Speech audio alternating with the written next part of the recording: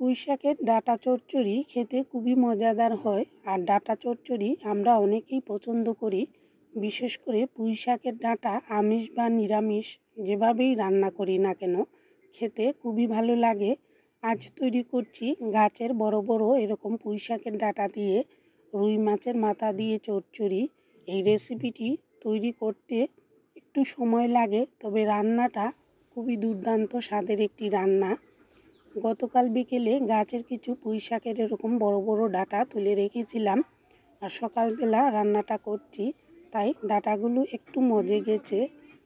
এই ডাঁটা একদম কচি, আর কচি ডাঁটা শুরুতেই এমনিতেই টুকরা টুকরা করে রেখে দিয়েছি। আর যে ডাঁটাগুলো একটু শক্ত রয়ে গেছে সেগুলোর খোসা ছাড়িয়ে নিতে হবে।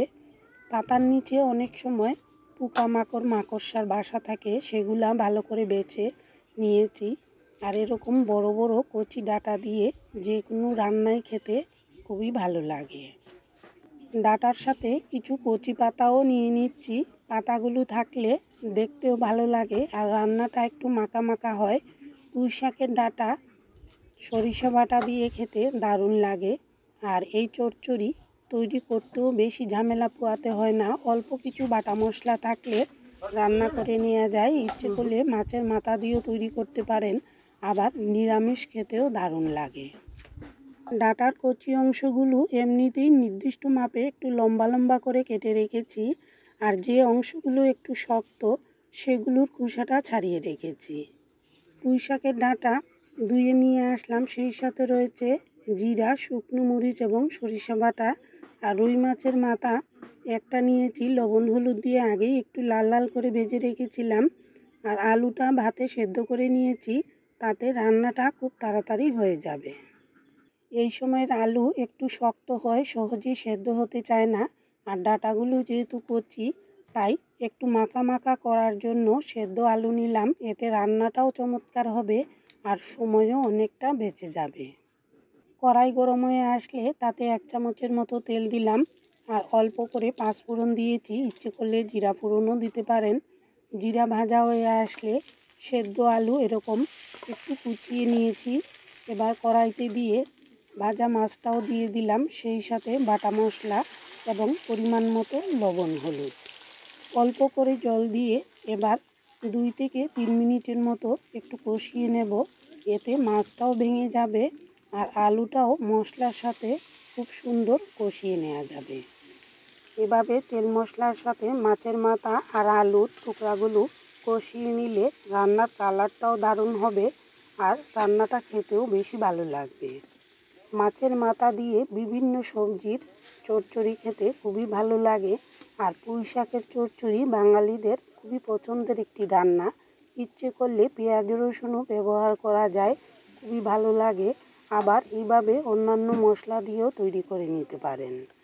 এবার ডাঁটাগুলো দিয়ে দিলাম, আর অল্প করে চিনি দিয়েছি। এখানকার লবণ আবহাওয়ায় সব সবজিতেই একটু নোনতা ভাব থাকে, যেহেতু এখনও বর্ষাকাল শুরু হয়নি। এই এলাকা হচ্ছে লবণ এলাকা, এখানকার সবজিতে হালকা একটা নোনতা ভাব থেকে যায়, তাই সবজিতে বিশেষ করে একটু চিনি দিলে খেতে মন্দ লাগে না। নেড়েচেড়ে দিয়ে চুলার আঁচটা একটু হালকা রেখে 2 থেকে 2.5 মিনিটের মতো ঢেকে রেখেছিলাম। এবার আস্তে আস্তে ঢাকনাটা তুলে রাখতে হবে। ঢাকনা তোলার সময় খুব সাবধানে তুলে রাখতে হয়, অনেক সময় হাতে ভাপ লাগার ভয়ও থাকে। ঢাকনাটা তুলে রেখে আবারও একটু নেড়েচেড়ে নিচ্ছি। মশলার সাথে সবজিগুলো যত ভালো কষানো হয় ততই সবজিতে তেল মশলা মিশে যায় আর খেতেও দারুণ লাগে। কষানো হয়ে গেল, এবার মাঝারি বাটির 1 বাটি জল দিয়েছি, যেহেতু কচি সবজি তাই বেশি জল দিলাম না। পুঁই শাকের ডাঁটা যদি বেশি শক্ত হয় সেই ক্ষেত্রে জল আর একটু বাড়িয়েও দেওয়া যেতে পারে। তরকারিটা যেহেতু মাখা মাখা চচ্চড়ি হবে, তাই বেশি জল দেওয়ার প্রয়োজনও নেই। আবারও ঢেকে রেখেছিলাম কিছুক্ষণের জন্য, আর জলটা ফুটে আসার সাথে সাথে ঢাকনাটা তুলে রাখছি। চচ্চড়ি তৈরির ক্ষেত্রে ডাঁটাগুলো অতিরিক্ত সেদ্ধ করলে বা বেশি গলে গেলে খেতে কিন্তু ভালো লাগে না, তাই অতিরিক্ত সেদ্ধ না করে ঢাকনাটা তুলে রেখেছি। আর এবার চুলার আঁচটা বাড়িয়ে দিয়ে জলটা একটু পরপর নেড়েচেড়ে শুকিয়ে নেব। যতক্ষণ পর্যন্ত কড়ার গায়ে লেগে লেগে না আসবে ততক্ষণ এরকম চুলার আঁচ বাড়িয়ে দিয়ে বারবার নেড়েচেড়ে দিতে হবে। চচ্চড়ির সবজি যত ভালো শুকাবে আর কড়ার গায়ে একটু লেগে লেগে আসবে ততই ঘ্রাণটাও দারুণ হবে, খেতেও বেশি ভালো লাগবে। নেড়েচেড়ে নেওয়ার ফাঁকে ফাঁকে সেদ্ধ আলুগুলো একটু গালিয়ে দিচ্ছি, এতে একটু মাখা মাখাও হবে আর খেতেও চমৎকার লাগবে। কিছুক্ষণের জন্য চুলার আঁচ বাড়িয়ে নিয়েছিলাম আর জল শুকানোর সাথে সাথে আঁচটা কমিয়ে দিয়েছি। এবার হালকা তাপেই একটু পরপর নেড়েচেড়ে দিচ্ছি আর জল পুরোপুরি শুকিয়ে আসার সাথে সাথে এরকম নেড়েচেড়ে নামিয়ে নিতে হবে। চচ্চড়িতে জল যত শুকাবে ততই খেতে ভালো লাগবে। লবণটা চেখে দেখে নিতে হবে। চচ্চড়ি সবজিতে লবণ একটু কম দিলেই ডাঁটাগুলো চিবিয়ে খেতে বেশি ভালো লাগে।